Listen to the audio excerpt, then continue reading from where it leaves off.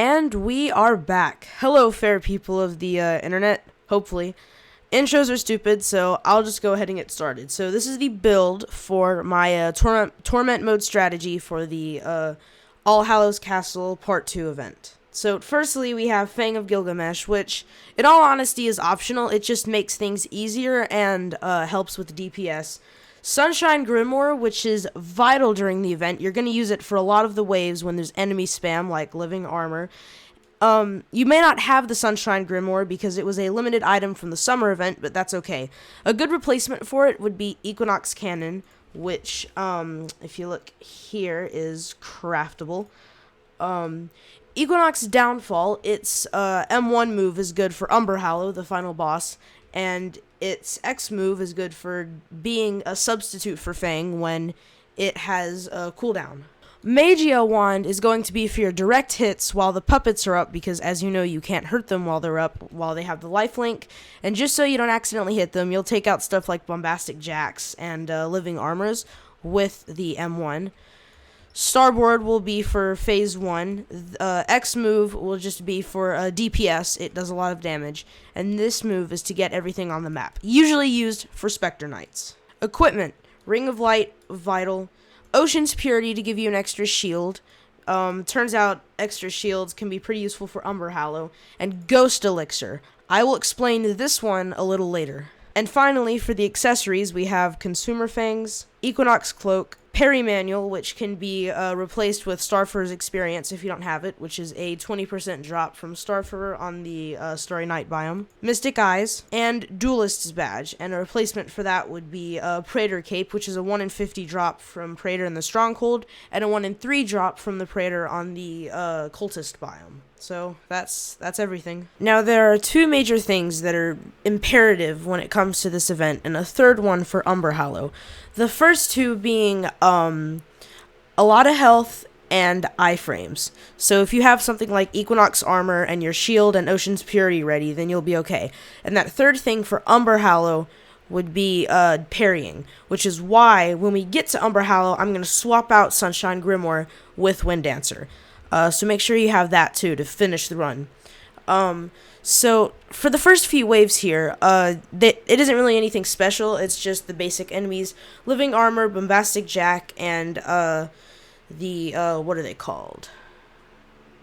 Zombie Knights. So we can just use Sunshine Grimoire and sit down here, make it auto click by holding it down and hitting escape, letting go, and then hitting escape again, and just let it run, because this, and occasionally if you want, you can press C and do the microwave, as I like to call it, average heat in California summers, and just deal damage to everything.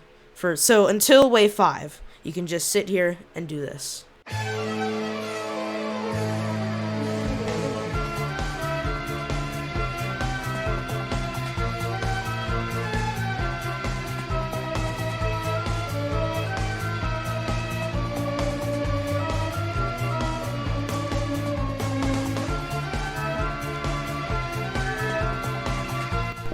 Okay, this wave isn't anything special, it's just the Black Death. Now, he has been reworked since my pre-hard mode video. The only differences, or his only mechanics, is that he blinds you in phase 2 and he spawns these puddles. All you really gotta worry about is don't step in the puddles.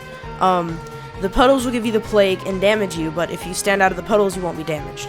So what I do is, when he first comes out, do Equinox Downfall, so it'll take some health from him. And you can use Magia Wand's weapons and kind of hit him with M1 or Move 1, which is just what I'm doing right now, to take him down. And if you use your abilities on him, they'll stack up a lot more damage, especially Magia X. And there he goes. And then the next two waves, waves 6 and 7, they aren't any different. They are just normal enemies that don't really mean anything.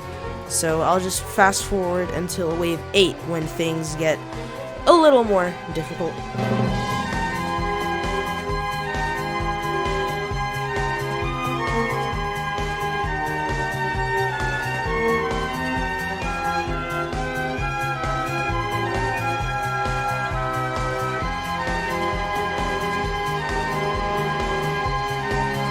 Okay, so Wave 8 introduces the Grudgeful Puppet. Now, this is a game changer, because for the first few minutes while the Grudgeful Puppet is out, it has this mechanic called, oh, I just got a lot of damage, has a mechanic called lifelink. Now, what this means is that there's this green line, and what lifelink is, well, if the puppet dies, you die. But that lifelink just disappeared, as you saw, and that is the only way to avoid lifelink. Eventually it'll go away, so you just have to be really, really careful with what you do while that lifelink is on, otherwise you will accidentally kill the puppet and you will die. This is when bombastic jacks become a problem because they move really fast, but you can take them out pretty well with Magio Wand. With its M1 ability, because it has rapid fire rate, and it's not bad for its price. You can get it in the event shop if you play a little bit. It's not that expensive. I think it's 25,000 essence. Wave 9, this next wave, is exactly the same, except it introduces a new enemy, Spectre Knights, which you can see right there. They're pretty big, and they have this beam that they fire when they get close enough that can do 2/3 of your health, like Bombastic Jack, if you have 2,200 health like me. Otherwise, it's a one-hit kill. That's why high health is so important in this event. But of course, you have to be really careful, but once that lifelink goes away, you can use your abilities and go crazy.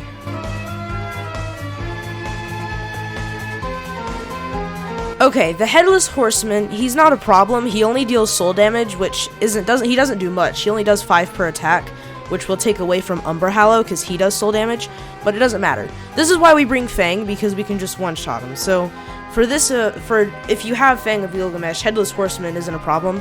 Just one-shot him each time. Wave 11 is a very short wave. It's already over. It spawns these few Spectre Knights.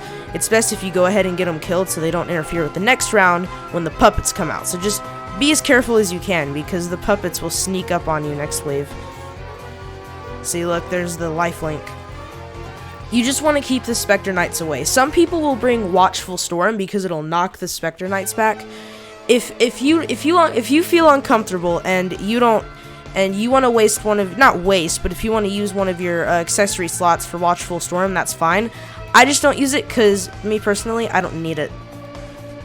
I'll apply my shield every once in a while just to be safe in case I get hit, because if you lose focus for 1 second, bad things happen. Now you can see how all the living armors have lined up in that line, and that's why I love using Sunshine Grimoire, because it hits everything at once. Of course, Equinox Cannon would do this almost as effectively, but I just prefer Sunshine Grimoire. So if you have it, use it. If you don't, that's fine.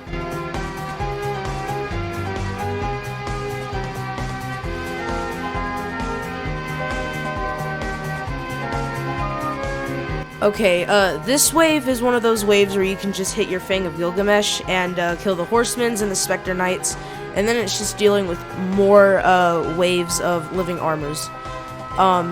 You'll spend a lot of time this event just fighting hordes of living armors. There are so many living armors, it is ridiculous. But whenever you see Headless Horsemen, just hit your Fang. Like, it's the easiest way to take care of them. Now, if they're taking a lot of damage, they'll have iframes because of their parry, and it's a lot harder to hit your Fang.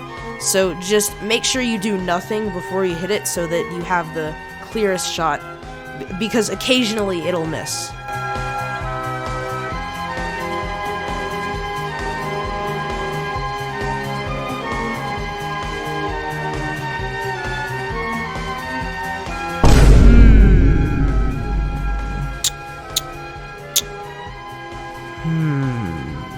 Okay, just kidding, I'll pass.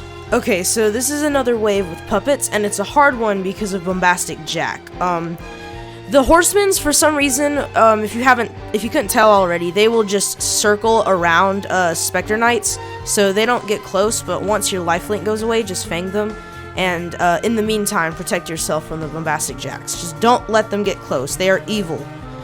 And then it's back to killing living armors. Okay, this is the Blood Monarch wave. The Blood Monarch isn't a huge problem. He just has a lot of health, so it'll take a minute to get down. Sometimes he can grab you, and if he does that, if he grabs you, then apply your shield. So I like, whenever there's a boss that isn't one shot, I like to use downfall before they come out, just because it gets a little starting damage.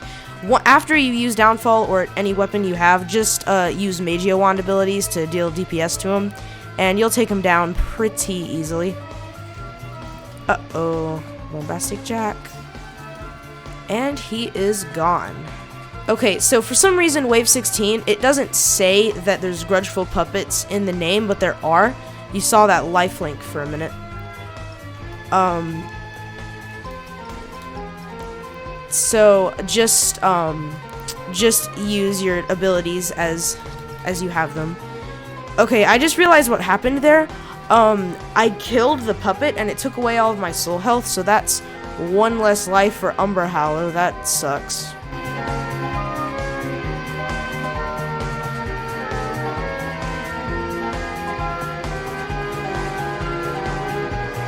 Okay, so this message marks the beginning of the Hallows. Now, they are Bombastic Jacks, just depending on your skill, either a little easier or a little worse.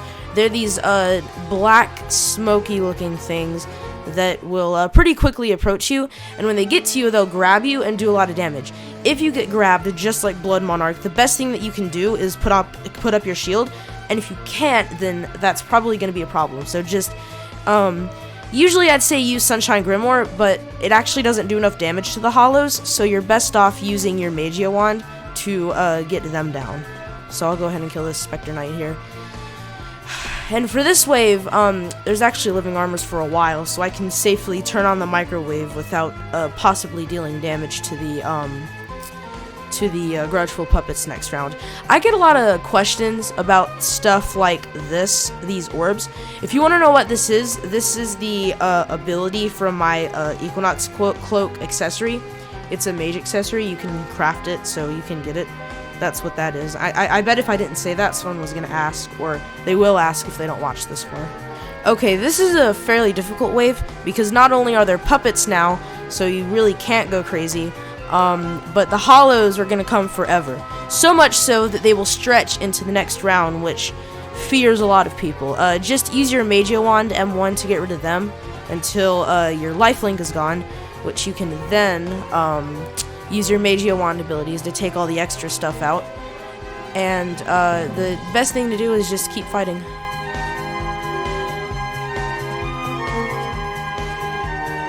Okay, this is the last wave. The last wave before the boss. The best way to describe this in tutorial words is use every ability of every weapon and run around like a madman, because all three bosses are out and you just want to hit as many things at the same time as possible. Blood Monarch, Pumpkin Jack, or Headless Horseman, whatever, and the Black Death. So they'll usually die in the mix, and of course the Hallows from last wave are still coming, and the Blood Monarch will probably live because he has 1,000,000 health. Uh-oh, that's not good. That is not good. Alright, let's use Magia ability, get rid of these dudes. Okay, now that the wave is over, so once the wave ends, unequip Sunshine Grimoire and equip Wind Dancer, because you're not going to need the Grimoire for Umber Hallow, and the Wind Dancer is going to be imperative. What's another one I can use? Indispensable. There you go. You're going to need it. Okay, before we go on to the final boss, I want to explain a few things beforehand, because unlike Oceania from the summer event, this boss isn't easy enough to just win every time without much effort. I couldn't explain this while I was playing because I had to focus, so I'll explain it now. Umber Hallow has two phases. Phase 1 is simple enough, starting with 900,000 HP. He floats around you as if he's the Blood Monarch. He has a flame attack which deals main and soul damage and shoots orbs that you can dodge if you outrun them. The hard part starts, however, when you reach Phase 2. Umber Hallow is now huge, stationary, and has 5.5 million HP. He has 4 attacks. His first attack is when he summons the fire orbs that spin around the arena in their individual circles. Dodge by just running in between each circle. At first you may hit the orbs a few times, but they deal a lot of damage, but you should learn the running pattern quickly. His second attack is when he hits you with a beam that explodes in an orb, which deals about I'd say half of your health, 1,100, and some soul damage. His third attack is the lava columns that swap between two positions. One problem, though, is that they are everywhere. In personal experience, they are very hard to dodge, maybe even impossible, so this is the main purpose of Wind Dancer. See columns? Hold Wind Dancer until they are over. His final attack is the Meteor Summon. He spawns 3 meteors high up in the sky that make their way down and strike after about 15 seconds. If they hit the ground, they collectively kill you, and your shield and parry will not save you. The only way to stop them is to destroy them, and while you can hit them with bullets and whatnot, it's best to hit them with the moves that span the whole map, like Fang, C move, or Downfall X. Now let's say you don't have either ready, and the meteors are coming. This is where your best friend, your spooky ghost in a flask, Ghost Elixir, comes in. If you can drink it moments before the meteors hit, it actually negates all of the damage. I recommend equipping Wind Dancer right after you use it, though, just to be safe. Okay, enough talking. Without further ado, here's the Umber Hallow boss fight.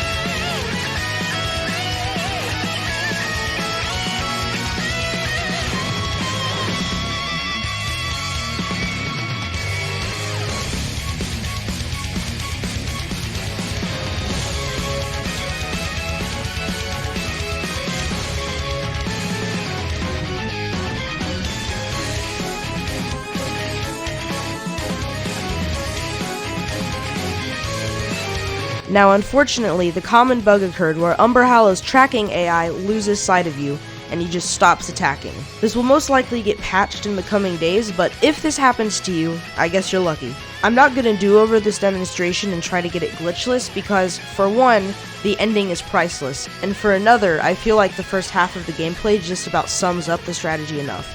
On with the fight.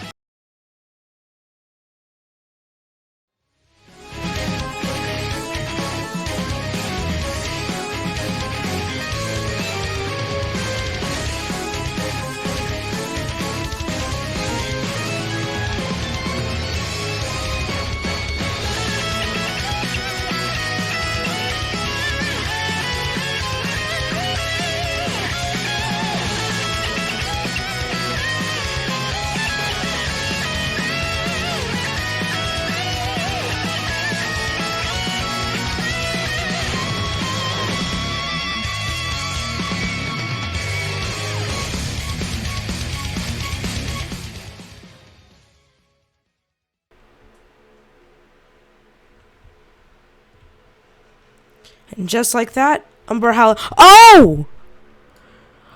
Okay. Wow. Okay, let me rant here for a second. Okay, wow. I have, 9 vampire knives and, 5 apocalypse, and that was the last drop I needed from this event. Whoa! Okay, that got my heart racing. That's the 1 in 25 drop, the only one I needed. Trepid Terror. Holy crap, it's a cool item. Well, there you go. There's the event. And actually, I'm gonna test this. Whew, okay, I need to take a minute to process that. Wow. His AI broke. That happens a lot. It's probably gonna get patched eventually. Wow. Oh, I grinded a lot for that. Oh, okay. Well, looks like I'm done with this event, huh? Man. Yeah, that happened. Trepid terror. Let me snip it. There you go. Memory. It's snipped. It's done did. Whew. Wow. Jeez. Okay, so if you have any questions, let me know in the comments. If it's relating to the event, I'll be open to any questions until what do you call it? Until when the event ends, which would be December 18th. I'll be active until then, but don't expect much after that. Wow, look at that. Look at that. Mythical item. Alright. Whoa. Okay, we got a sword. So, yeah, I'm very glad I got this weapon. It's neat. I mean, you have the portal and the arm. So you have your main move, I guess, which is the sword. Let's see what Z does. What's happening? What are you doing? Okay, I guess that's what you're doing. So this move is called Oxygen Destroyer. It's a mage item, does a lot of damage. Let's see, what does X do? Oh, look, funny. Hallow. Okay, go kill things. And C, the gun. Bam. Nice. So that's Trepid Terror. It's a neat weapon. I'd get it if I were you. It has a lot of purposes. Like the gun move supports ranged accessories. The sword supports melee accessories, and what do you call it? The Oxygen Destroyer supports wait, I messed it up. You get the point. All the moves support their respective categories of accessories. Yeah, that's it. Wow. Okay. Bye.